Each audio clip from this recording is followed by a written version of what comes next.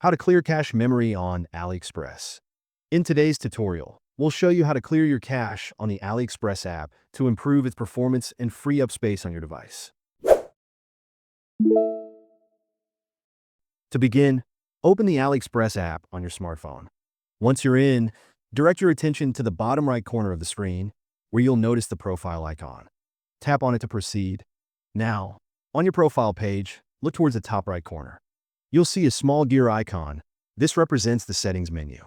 Tap on the gear icon to access the app settings. Once inside the settings menu, scroll through the options until you locate Clear Cache. This feature is designed to help remove temporary files and free up memory that may be slowing down the app.